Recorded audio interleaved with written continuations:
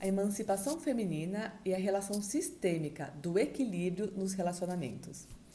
Algum tempo atrás eu saí com minhas amigas e a gente achou muito engraçado porque uma delas comentou assim: Nossa, quando eu saio na balada e vou procurar alguma pessoa e me relaciono com ela, eu só encontro homens que querem se relacionar, daqui a pouco coloca a escova de dente na minha casa, depois leva as roupas íntimas e quando eu vou ver já tá com um canto da casa onde ele já levou as coisas dele e quer ficar lá na minha casa.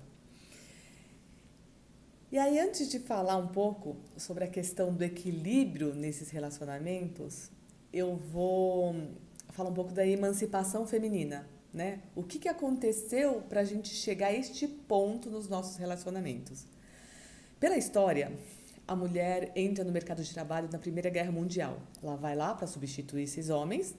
Quando acaba a guerra, ela volta para casa e assume novamente a sua função de esposa, dona de casa, né? Cuida da formação dos seus filhos e da administração da casa. Na Segunda Guerra Mundial, essa mulher ela vai para casa, ou melhor, ela vai para o trabalho, né, nos lugares, nas fábricas, no lugar do homem. Só que quando acaba a Segunda Guerra Mundial, ela não volta para casa. Ela continua no papel de trabalhadora, ela fica nas fábricas, aí ela acumula funções, porque ela tem que trabalhar fora de casa e aí continua cuidando da casa, do lar, do marido, né?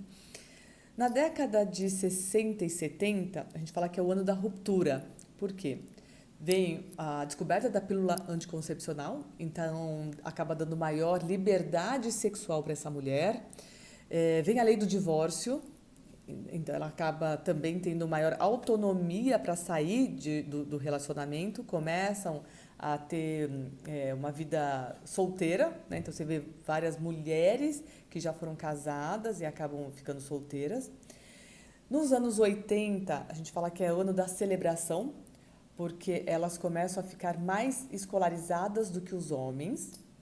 E na década de 90, a gente já percebe que elas estão nos cargos de liderança das empresas. Ainda é pouco, mas elas estão. Quando a gente tem uma pesquisa recente, ainda deste ano, de 2020, né, 2019, que foi no passado, o que a gente percebe? Que as mulheres elas estão no mercado de trabalho, mas ganham 30% a menos do que os homens para cumprir a mesma função. Então, ela acaba tendo que trabalhar mais para ganhar o mesmo que um homem. Qual que é o impacto disso tudo? Vou lembrar também, vou falar uma coisa que eu esqueci, que nas escolas também, eu lembro de uma pesquisa do Senac que eu trabalhei lá, e em 60% das cadeiras de pós-graduação eram mulheres. Então, isso significa que 60% de uma turma de pós-graduação 40% são homens e 60% são mulheres. Então, elas estão estudando mais do que os homens, elas estão ficando mais escolarizadas do que o homem. Só que isso traz uma dor, né? A gente fala que é a dor da emancipação. Quando caiu o World Trade Center, quando teve o atentado nas Torres Gêmeas, em setembro de 2001, né? Quando eles fizeram o levantamento das pessoas que morreram no World Trade Center, eles perceberam que as executivas, a grande parte eram solteiras. E o inverso era proporcional aos homens. Então, quanto maior o cargo executivo desses homens, mais casados e filhos eles deixaram. E quanto maior o cargo executivo dessas mulheres que morreram no World Trade Center, no atentado, mais solteiras elas eram, né? Então, olha, já você começa a sinalizar algo em relação a essas mulheres muito emancipadas, que são independentes. Então, você traz uma dor histórica, né? Porque ela fica sobrecarregada, acumulando funções. Então, ela se autocobra, né? Ela é autoexigente, ela tem uma autocobrança muito grande. Ela quer ser boa executiva, boa dona de casa, quer cuidar dos filhos. Então, isso acaba trazendo também este desequilíbrio no relacionamento. E voltando para a história da minha amiga, quando ela fala rapaz, né, que vai para casa e que acaba não assumindo as funções que ela esperaria que ele assumisse, aonde que está a questão? Vamos lembrar as 3 leis sistêmicas de Bert Hellinger? A primeira é inclusão e pertencimento. A segunda é ordem e hierarquia. E a terceira é equilíbrio, que só existe nos relacionamentos, né?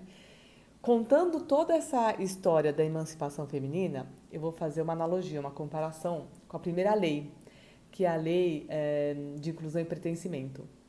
Então, quem tem mães fortes, né, que a gente vai ter na nossa história, mães que trabalharam fora, que ajudaram em casa. No meu caso, elas são imigrantes, foram avós muito, que tiveram que ter sido muito, elas foram muito fortes, né? Elas tiveram que trabalhar muito para ajudar a cuidar das crianças, para trazer o sustento para casa também. Então, a gente, quando exclui, elas querem ser lembradas, e quando a gente tem um amor cego, a gente fala assim para elas: vovó, eu amo tanto vocês, que igualzinha a vocês, eu vou trabalhar muito. Eu vou levar uma vida onde eu preciso, né, por amor a vocês, trabalhar igualzinho a vocês. Só que a gente não consegue ver que elas fizeram tudo isso para ser mais leve para a gente. Então, se tiver pesado para vocês, vocês podem pensar assim: quem da minha família, né, mulher da minha família, teve que trabalhar tanto para que eu me mate também trabalhando, né? Quem da minha família acabou tendo que sustentar a família toda, né, sem dividir essa responsabilidade para que eu repita essa história, né? Que acabo tendo amor cego, assim, por amor a você, vovó, tia, eu faço igualzinho. Eu não divido as funções e fico sobrecarregada, exausta, cansada, né? A segunda lei, que é a da ordem da hierarquia. Então, mãe e pai grande, nós pequenos. Só que também tem a ordem dentro da casa, né? Homem no lugar de homem, mulher no lugar de mulher, filho no lugar de filho. Então, cada um precisa estar no seu lugar para que o outro assuma a sua função, né? Eu lembro que a minha primeira, quando eu constelei pela primeira vez, em 2014, eu acabei levando essa questão. Eu queria me colocar no lugar de mulher. Engraçado isso, né? Hoje eu falo com leveza, mas para mim naquela época era pesado. Eu tinha decidido pedir demissão de uma grande empresa que eu trabalhava e fui para o interior. Fiquei 4 anos trabalhando no interior. Só que assim que eu cheguei lá, eu assumi a docência, voltei a dar aula na universidade. Mas eu me sentia com a consciência pesada. Era engraçado isso, que eu estava fazendo tudo que eu sempre quis. Conseguia ver meus filhos todo dia, levava para a escola, dava aula, né? Eu somente dava aula. As pessoas perguntavam: você só dá aula? Você não trabalha? Eu falei: não, não trabalho, só dou aula, né? E estava fazendo doutorado, né? Era tudo que eu sempre quis. E eu me sentia com consciência pesada. E aí eu fui levar esse tema e conseguir falar para as minhas avós, para elas me abençoarem por eu fazer um pouquinho diferente, para eu poder seguir uma vida um pouco mais leve. E de fato isso ajudou. Eu falo que deu assim uma reviravolta no meu relacionamento, porque eu fiquei mais leve e a partir do momento que eu me coloquei no lugar de esposa, de mãe, né? Eu consegui dar força. É como se eu tivesse dado um empurrão assim na carreira do meu marido. Ele conseguiu deslanchar. Nós tínhamos um negócio que era a produção de orquídeas e plantas, né, e flores. E assim, de uma hora para outra, ele explodiu em consultorias, aí ele estava com coluna em revista, foi convidado para fazer vários projetos. Então eu achei muito interessante, a partir do momento que eu constelei essa questão de eu me sentir com consciência pesada e eu pedi autorização, né? A autorização é ótima. A bênção das minhas avós para seguir um pouquinho diferente, é como se eu me coloquei, como se eu tivesse me colocado no meu lugar e desse a chance do meu marido ser o melhor dele na nossa família, né? Então, isso é a segunda lei da ordem. E a terceira é do equilíbrio. O equilíbrio é isso. Você sempre tem uma compensação, tá? Eu, por exemplo, não sei cozinhar muito bem.